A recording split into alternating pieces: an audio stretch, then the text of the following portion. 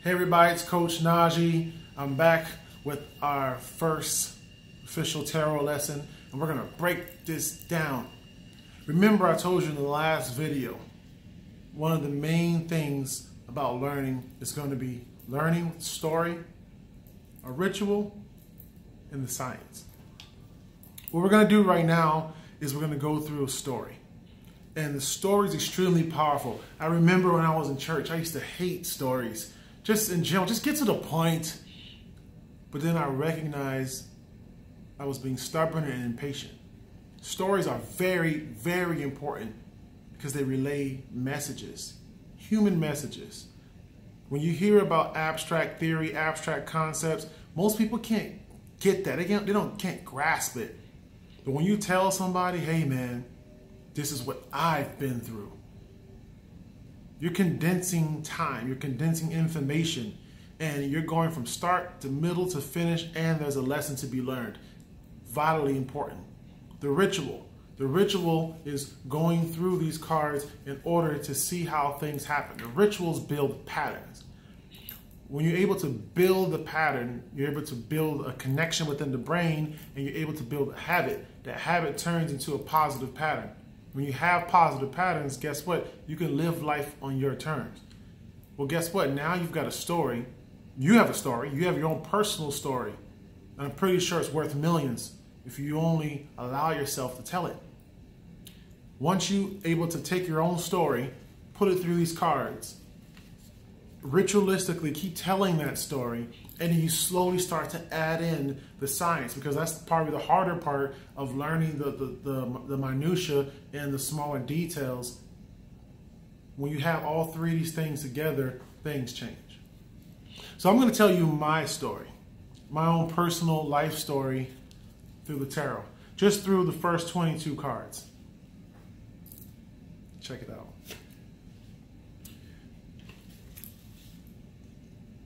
I came into this planet as the Fool, completely ignorant, unaware of what was going on. And when I got here, I was ready to jump into life. And there was a lot of pain early on. There was some pretty severe traumas that affected me when I leaped.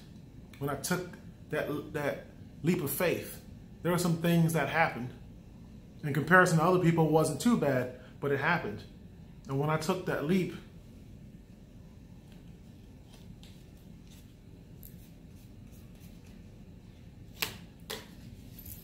I learned something.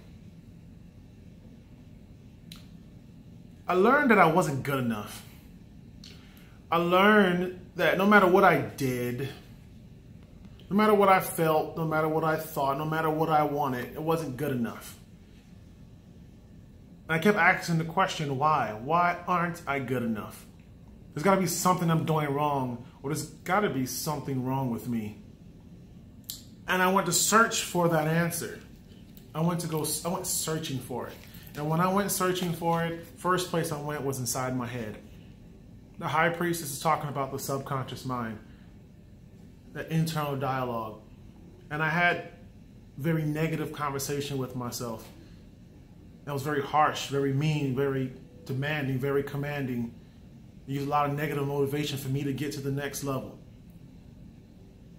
I went inside and started asking questions, and I used my imagination. I imagined all the scenarios and all the scenes and all the things that I've ever done wrong. And I punished myself and I judged myself for it. And in my imagination, I created suicide fruits. I've created murder trees. I created an entire world that was completely unfit for me, unfit for my soul. And I used my own power against me. I used it completely against me. I was the king, I was the judge, the juror, the lawyer, the executioner. I was single-handedly deemed that I was insignificant and not good enough, based upon what I did. And what I did was never good enough. So I sought order, structure, and higher knowledge, higher wisdom and inner understanding for me to get to the next level. because I didn't know what the hell was going on. I was so certain that I wasn't good enough. I was so certain that I wasn't like him, and I couldn't get hurt. And everything about me was inherently not good. So I went searching. And what I found was information. And that information tore me apart from my own self. I found all these signs and symbols and facts and mysteries of the minds. And I found all this information, and I dove into this world. This became my defense mechanism. I dove in here to protect myself in order for me to make an excuse when people were laughing and playing, and all through middle school and high school, and I didn't care. Well, I'm smart. I defined myself. I redefined myself. Well, I'm not good enough. I found something I'm good enough at. I'm smart. And then I added another label on top of me. I'm a good boy. I'm a good guy. Well, I'm not selling drugs. I went to school in the hood. Well, if I'm not cursing and screaming and I'm not doing that, and those are the guys getting the girls, I'm not selling drugs, I'm not smoking. I'm not smoking a black amount. Well, guess what? I'm not that, but I'm a smart guy. I'm a good guy. I gave myself a title. And from that, I gained a lot of momentum in my own imaginary world. And I plunged further and deeper into my studies. Deeper and deeper, riding into my own mind. Actually, never really accomplishing the things that I truly wanted.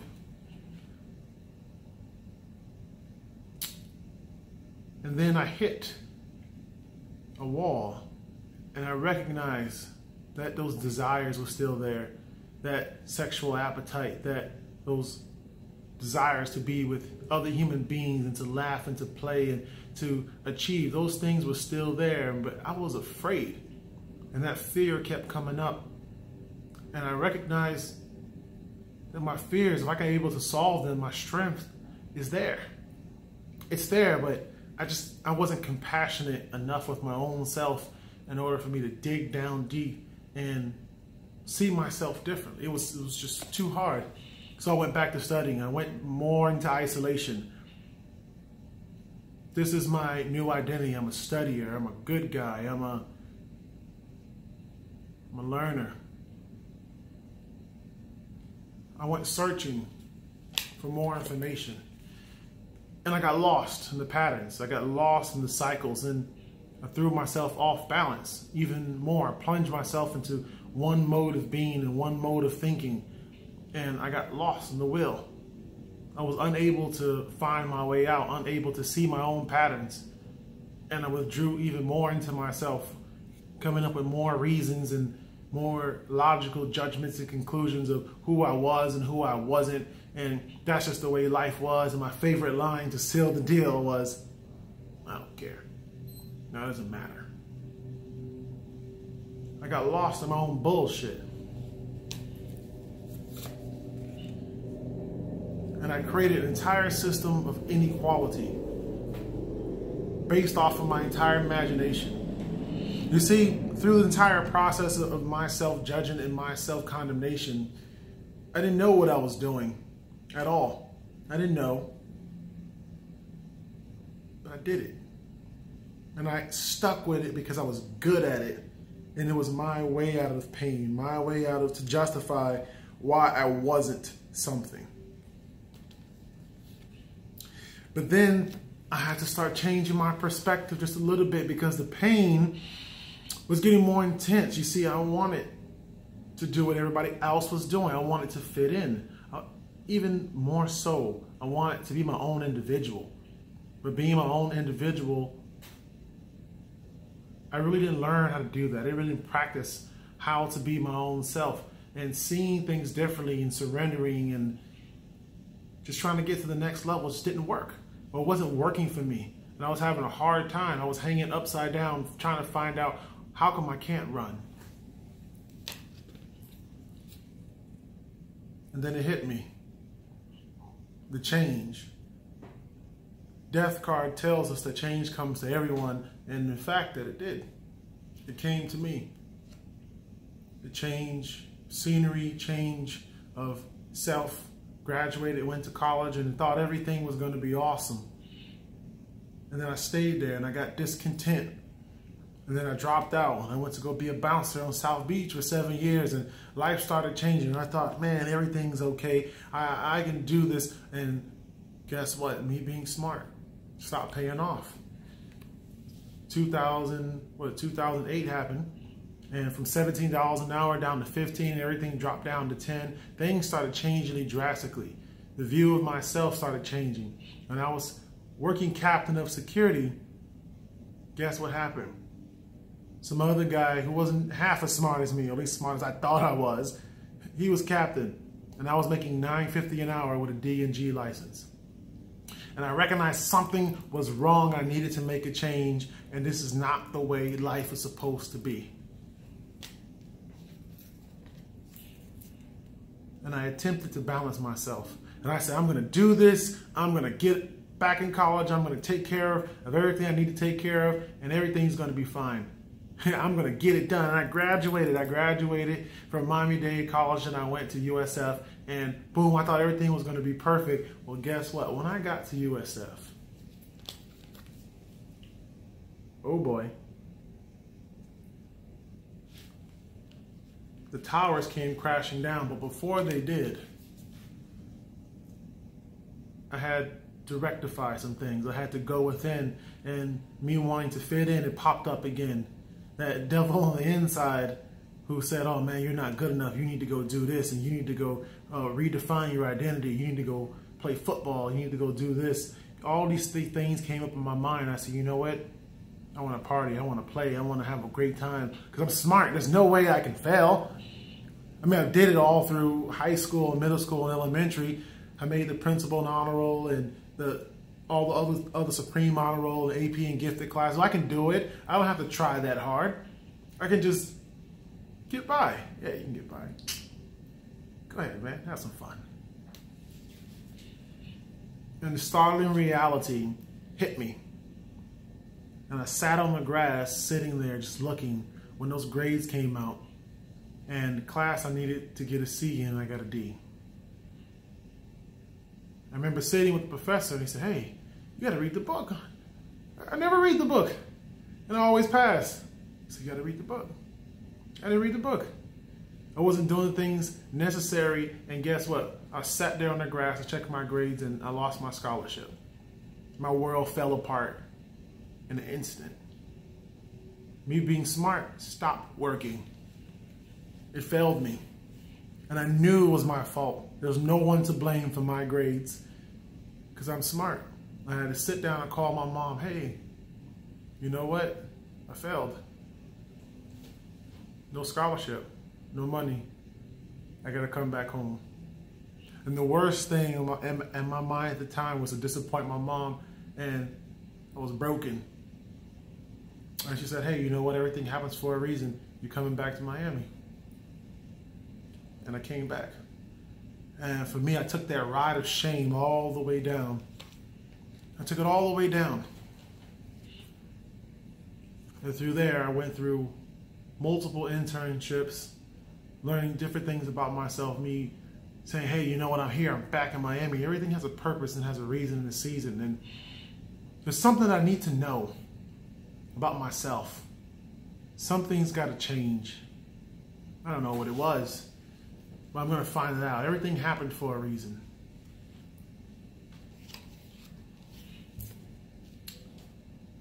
The moon. The illusions started to break down. Back at my mom's house, back in the Miami heat with no AC. Man, catching the bus, frustrated at myself. I'll never forget, I was at LA Fitness and I'm just stopped. I stopped swimming. I was like, what's the point? What's the point of going on? What am I doing? I got into a relationship that wasn't going anywhere. I'm overweight. I'm broke. I don't have a degree. And I'm super smart and it's not doing a damn thing for me. What is the problem? And I came back to the only answer that I can muster up. I'm the problem. I'm the problem. But you know, the truth comes at the darkest times.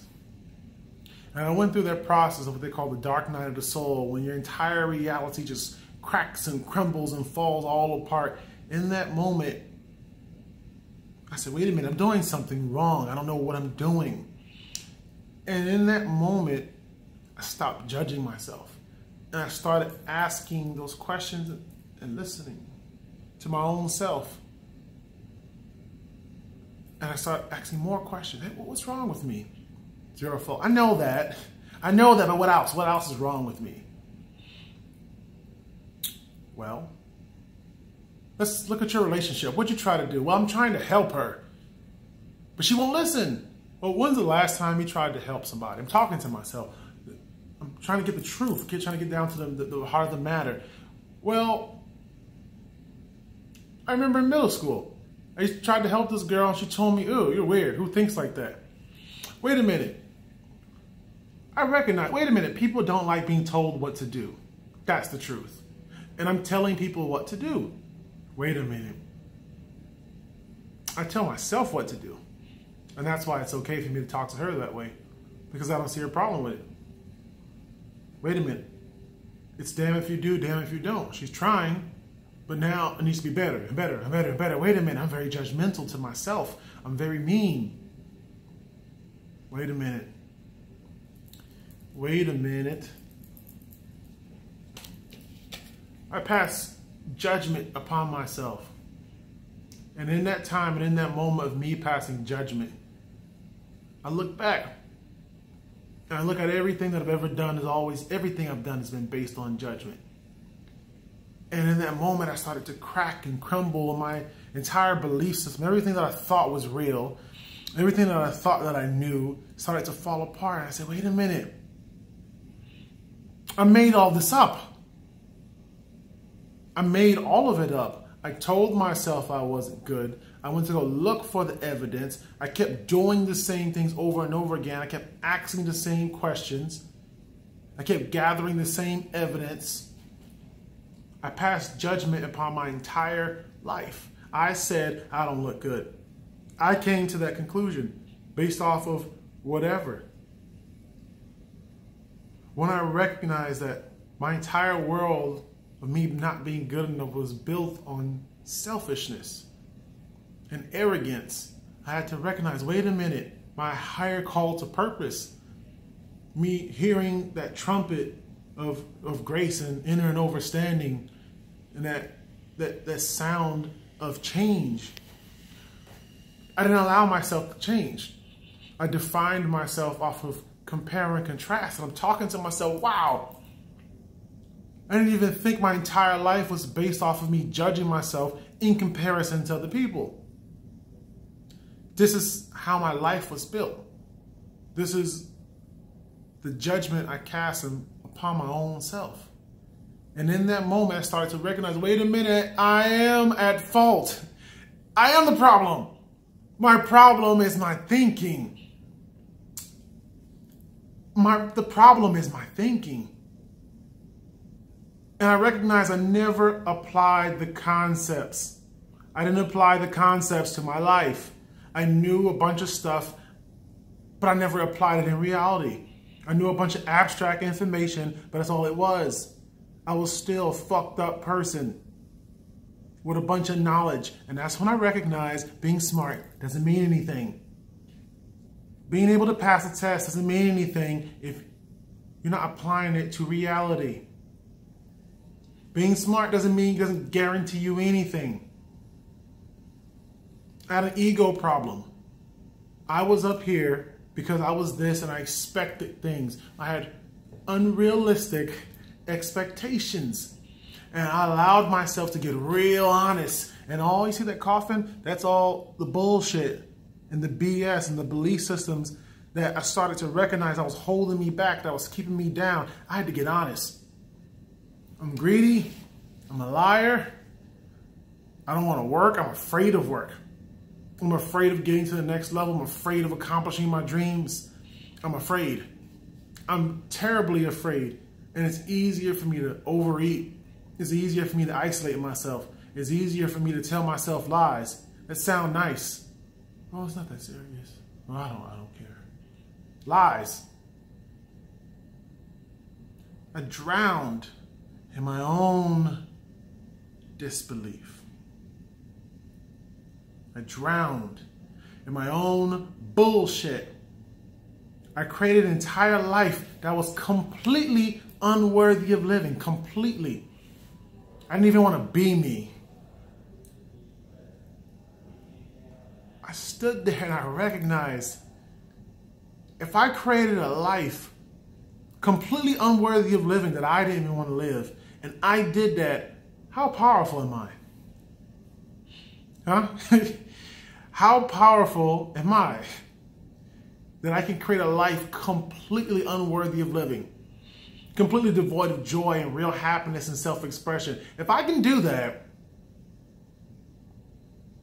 what else could I create?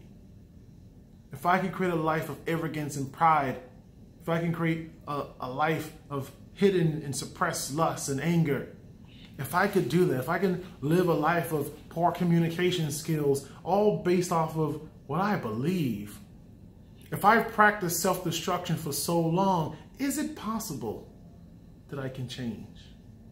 Is it possible that I can stop suffering? In that moment, in the midst of my own suffering, I had a revelation that I wasn't a good guy. I wasn't. I was a fucking liar. I was a person who judged myself to the end, and I believed myself wholesale.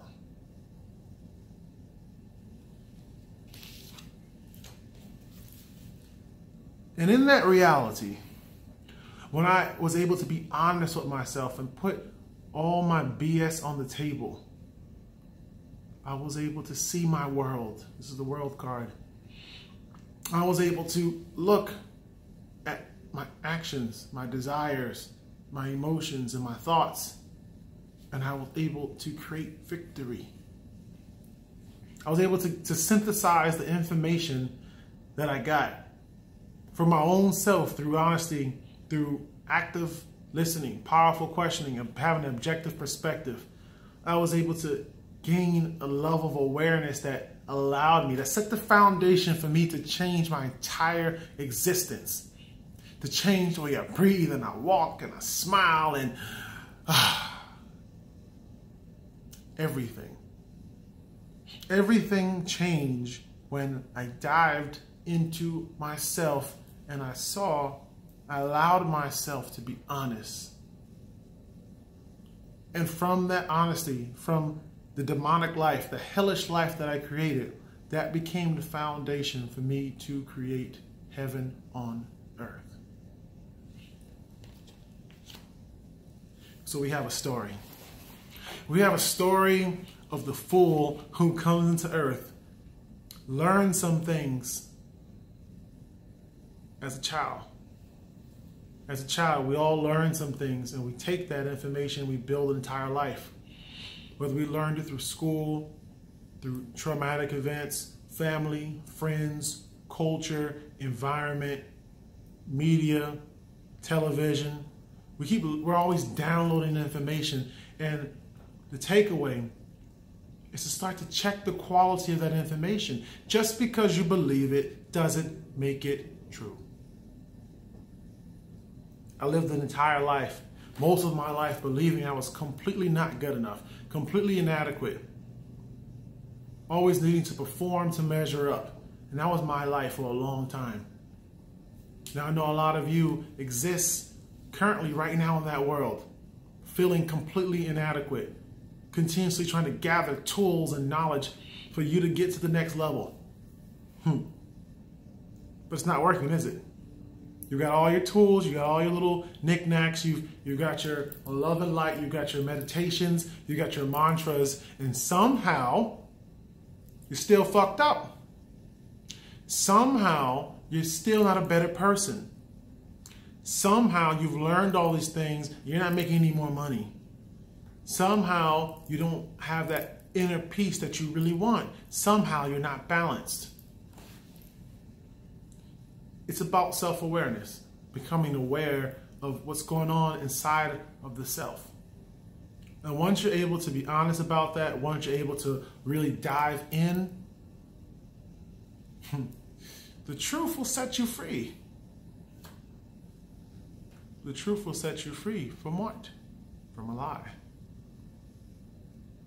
A lot of our belief systems that we've created, we deem to be true, but they're just lies that have become effective and efficient. So, we went through a story. Now I want you to go through your own tarot deck if you have one, and start to create your own story. Look at the images. Before we start getting to the nitty-gritty and the absolute details, take your time. And I know what you're going to say. I know exactly what you're going to say. I don't know. I don't know what it means. What the hell does this mean? Take your time. See, the problem is we keep lying to ourselves and we keep saying we don't know. I don't know. I don't know. Hey, what's that? I don't know. Well, what do you think this is? I don't know. I don't know is a command. You're telling yourself, stop. No more processing. Just try. Allow yourself to just try. Look at your own life story. Hey, how have I been the fool? How have I sold myself some lies? How have I been the devil? How have I tried to create a little balance and it didn't work? Wait a minute, what's going on? So this whole process of tarot, and the first step is really just telling a story to yourself. Your own life story. So that's the only way you're going to change. Thinking about some theoretical bullshit is not going to help you. Your life, your story. Okay? Your life, your story. So we're going to come back with you with another video on the tarot, going into the ritual aspect. And it's not what you think. It's not as spooky and scary as you think. So anybody have any questions, any comments, you can go ahead and send me, email. Send me an email at the email below, coachnaji@positivepatterns.org.